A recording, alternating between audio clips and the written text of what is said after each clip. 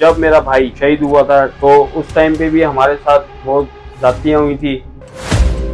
इनको चाहिए कि इन मुजरिमान को जो भागे हुए हैं, मफरूर हैं कोर्ट से, उनको गिरफ्तार किया जाए। वो किस तरह से फरार हो सकते हैं कि जब जमानत रद्द हो गई।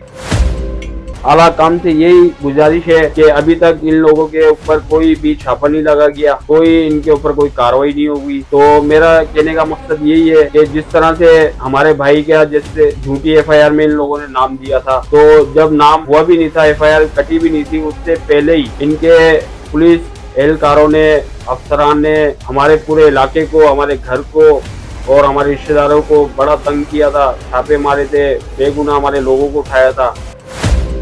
मुत्तहदा कौमी मूवमेंट के सीनियर रहनुमा खलीलुर रहमान और भोलू खानजादा के छोटे भाई आसिफ खानजादा, MQM के सीनियर कारकुन फिरोज खानजादा, इरशाद खानजादा ने अपनी रिहाइशगाह पर प्रेस कॉन्फ्रेंस में सहाफियों से बातचीत करते हुए कहा कि हमारे भाई खलीलुर रहमान और भोलू खानजादा को अहाता अदालत में 1 साल कबल दिन दिहाड़े कत्ल कर दिया गया था, जिसका केस अदालतों में जेर समाअत है। गुज़िश्ता दिनों जेल के अंदर चलने वाले केस की समाअत के दौरान मेरे भाई के कत्ल में मुलव्विस मुल्जिमान की 4 तारीख को पेशी के दौरान मौजिज़ जज साहिबान ने जमानत को मुस्तरद कर दिया था। उसके बावजूद कोर्ट से मुल्जिमान पुलिस की आंखों में धूल झोंक कर फरार हो गए हैं। 3 यौम गुजर जाने के बावजूद भी टंडोलियार इंतजामिया की जानिब से कोई एक्शन नहीं लिया गया, न ही कोई कार्रवाई की गई और न ही कोई छापा मारा गया। अगर यही वाकया हमारे साथ होता तो पुलिस हमारे घरों के घेरे कर लेती, पुलिस हमारे घरों को घेर लेती। उन्होंने कहा कि हमारे साथ नारवा सलूक बंद किया जाए और कातिलों की गिरफ्तारी जल्द अज जल्द की जाए। उन्होंने मजीद कहा कि कत्ल होने से कबल मेरे भाई ने एक प्रेस कॉन्फ्रेंस करते हुए उनको मिलने वाली धमकियों से आगाह किया था और मुल्जिमान की निशानदेही भी की गई थी, लेकिन पुलिस की जानिब से सिक्योरिटी फराहम नहीं की गई, जिसके सबब ये वाकया रूनुमा हुआ और अब मुल्जिमान मुझे कत्ल करने की साजिश कर रहे हैं। उन्होंने कहा कि मैं शहीद का भाई हूँ, मरना कबूल करूंगा, लेकिन मुकदमे से हाथ नहीं उठाऊंगा।